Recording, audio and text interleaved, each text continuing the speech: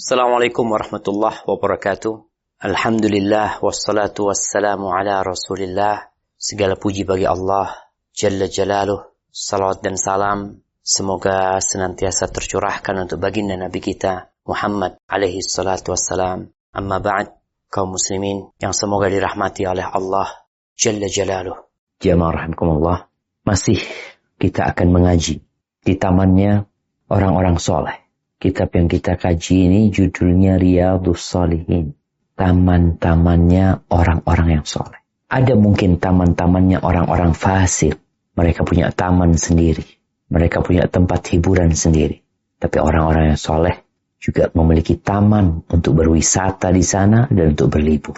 Kita sampai kepada pembahasan tentang keutamaan menangis karena takut kepada Allah SWT. Di mana kita tahu Rasulullah sallallahu alaihi wasallam mengatakan, "Lau ta'lamuna ma a'lam," kalau kalian mengetahui apa yang aku ketahui, la dhahiktum qalilan wa la bakaitum katsir. Niscaya kalian akan sedikit tertawa dan banyak menangis. Orang yang tahu bahwa tsunami sedang tiba dan dia sedang berjalan menuju ke tempat kita berdiri, mungkinkah kita akan ketawa-ketawa di tempat kita?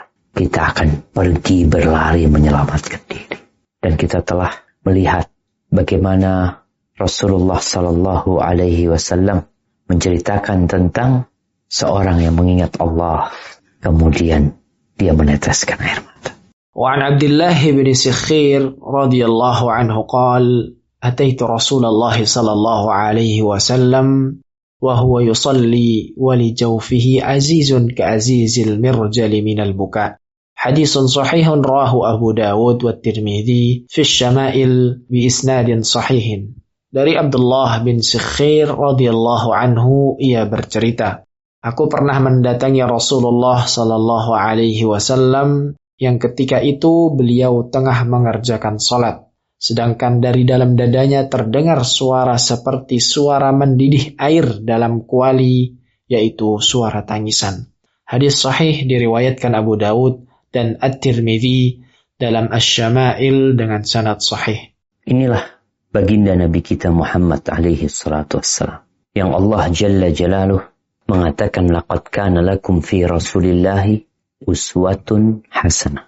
Telah ada bagi kalian, bagi kita yang mengaku umat Nabi alaihi salatu wassalam, di diri Rasulullah SAW, suri tauladan yang baik. Kita ini tergantung siapa yang kita tonton, siapa yang kita follow.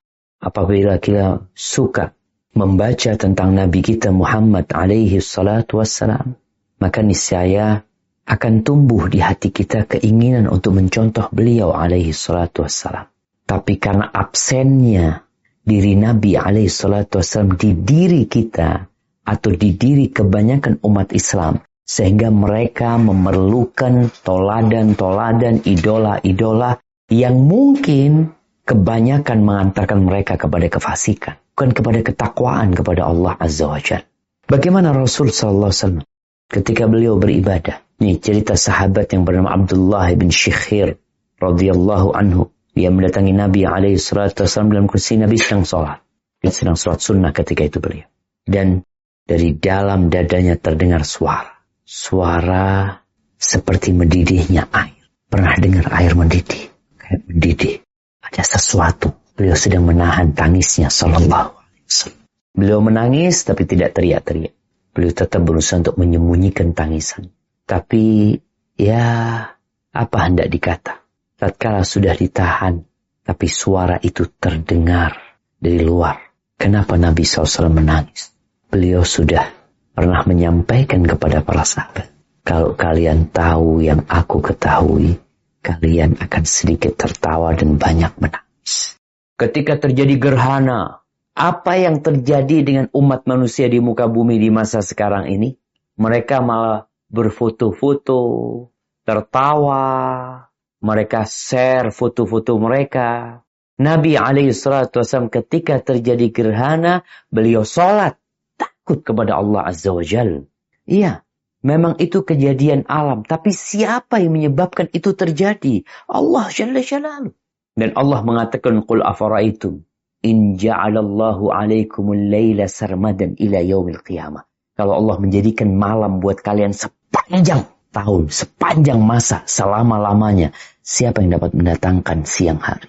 Maka Nabi benar-benar kenal sama Allah, tahu sama Allah. Bahkan beliau orang yang paling takut kepada Allah Azza wa Jalla di antara umatnya, di antara seluruh ciptaan Allah Jalla Jalaluhu. Jamaah rahimakumullah, itu yang bisa kita kaji. Semoga ilmu yang kita kaji hari ini berguna buat kita dan bisa kita amalkan dalam kehidupan kita. Dan semoga Allah menerima amalan kita.